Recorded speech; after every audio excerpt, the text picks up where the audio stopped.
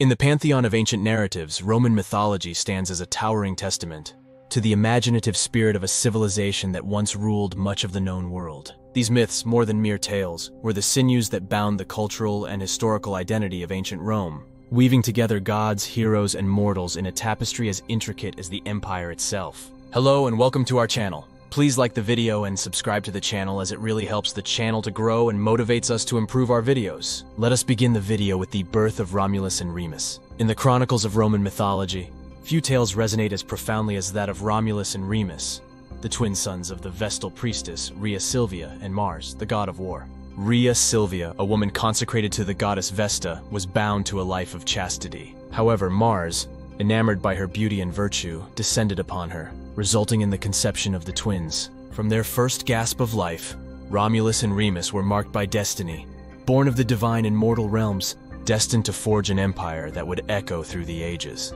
In a cruel twist of fate, the birth of Romulus and Remus, a moment that should have been celebrated, instead became their undoing. Fearful of a prophecy that foretold the downfall of his rule by the hands of Rhea Silvia's offspring, King Amulius ordered the infants to be cast into the surging currents of the Tiber River.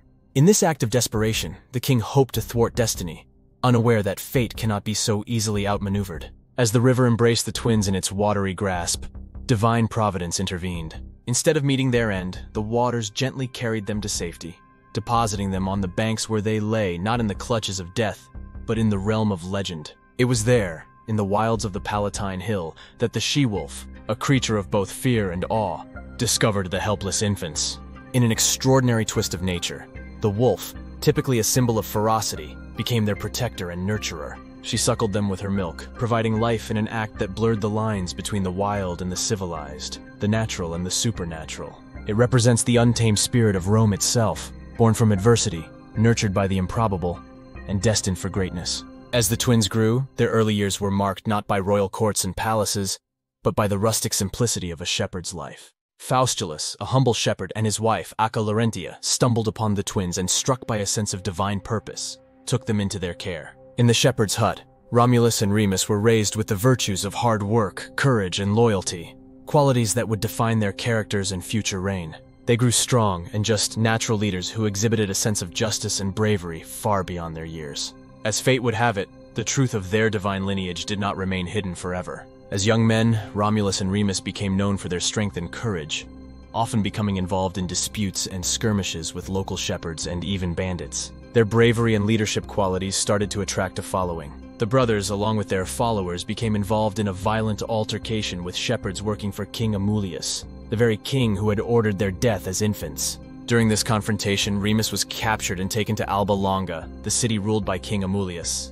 Romulus and his band of followers planned a rescue mission. Meanwhile, Faustulus, the shepherd who had raised the twins, went to Alba Longa to try to negotiate Remus's release. It was then that Faustulus, possibly prompted by the dangerous circumstances, finally revealed to Romulus the truth about their birth and their royal lineage. He told them about their mother, Rhea Silvia, daughter of the former king Numitor, who had been deposed by his brother Amulius.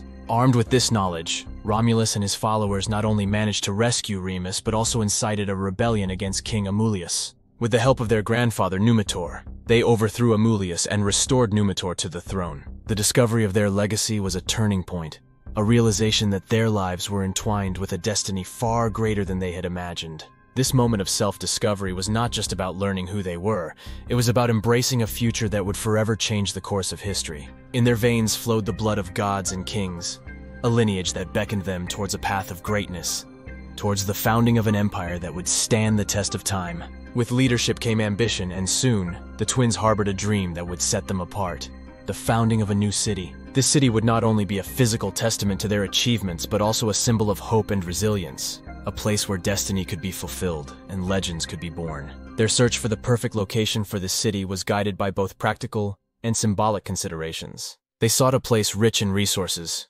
easily defensible, and most importantly, a place that held a deep connection to their extraordinary past. The banks of the Tiber, where their lives were once saved, and the Palatine Hill, where they were nurtured by the she-wolf, held a profound significance in their hearts. These locations, steeped in their personal history and divine providence, seemed predestined to be the foundation stones of their great city. The decision of who would rule this nascent city led the brothers to seek the will of the gods through an ancient practice, augury. This divination, interpreting the will of the gods through the flight patterns of birds, was a deeply respected tradition, and its outcomes were considered binding. Romulus and Remus, each standing on different hills, scanned the skies for divine signs. The tension was palpable, as the future of their dream hung in the balance. The augury yielded conflicting interpretations. Romulus saw more birds, but Remus saw them first. As the dispute over these signs escalated, it became clear that this disagreement was about more than just interpreting omens. It was about pride, ambition, and the clash of visions for the future city. The argument turned into a bitter quarrel, and in a tragic twist of fate, the bond between the brothers, once unbreakable, was severed. In a moment of anger and desperation, Romulus struck Remus down, a fatal blow that would haunt him for the rest of his life. The dream of a city founded by two brothers ended in a nightmare of fratricide. Romulus, now the sole founder, was left with a city that would forever bear the scars of its violent beginnings. This moment, a blend of ambition, divine will, and human frailty, served as a somber reminder of the complexities of leadership and the heavy price that often accompanies great endeavors. The foundation of Rome and Romulus's rule. In the wake of his brother's death, Romulus shouldered the weight of their shared dream alone. With a heavy heart, he proceeded to establish the city that would stand as a monument to their ambitions and aspirations. According to legend, on April 21st, 753 BC, Romulus officially founded Rome, marking the beginning of a new era. He began by outlining the city's boundaries with a plow, creating what would be known as the pomerium, the sacred boundary of the city.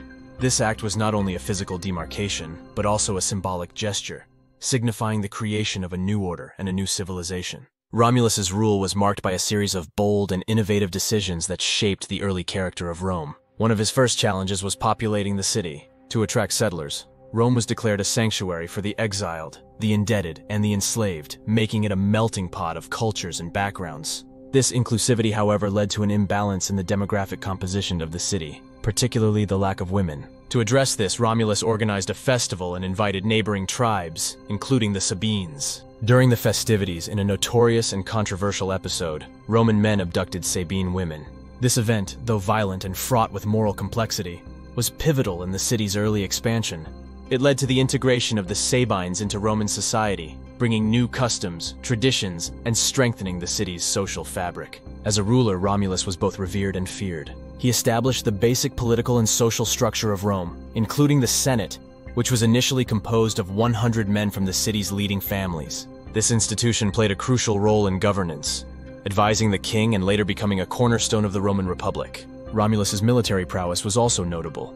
He organized the Roman legions, creating a formidable military force that would become a central feature of Roman power. Under Romulus, Rome expanded its territory, and its population grew steadily. His reign was seen as a time of great foundational changes, setting precedents in governance, law, and societal structure that would influence Roman civilization for centuries. Legends and myths intermingled with the historical accounts of his rule, painting him as a figure larger than life, a man whose vision, though marred by violence and controversy, laid the foundations for one of the greatest empires in history. Romulus's end was as mysterious as his life. Legends say he was taken up by a storm or ascended to the heavens, becoming the god Quirinus. This divine end further cemented his status as a legendary figure, a man who in life and death transcended the ordinary bounds of humanity. The legacy of Romulus and Remus, the saga of Romulus and Remus, steeped in myth and history, has echoed through the ages as a testament to the enduring spirit of Rome. Their story, a blend of divine intervention, human struggle, and foundational mythos, has shaped not just the historical narrative of Rome, but also its cultural and ideological identity.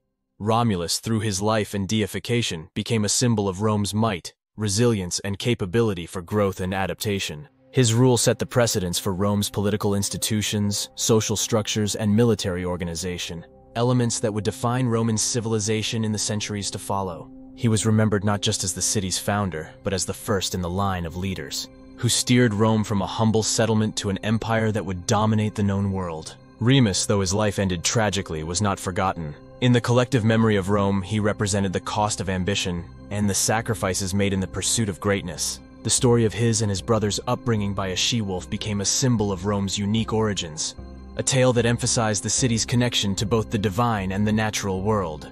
This story, depicted in countless artworks and sculptures, served as a reminder of Rome's mythical roots and the extraordinary circumstances of its birth. Together, Romulus and Remus symbolize the duality of Roman identity, the capacity for greatness and the shadow of internal strife. Their legend reflects the complexities of power, the challenges of leadership, and the inevitable intertwining of creation and destruction. It underscores the belief that Rome was destined for greatness, a city favored by the gods, founded on principles that would withstand the test of time.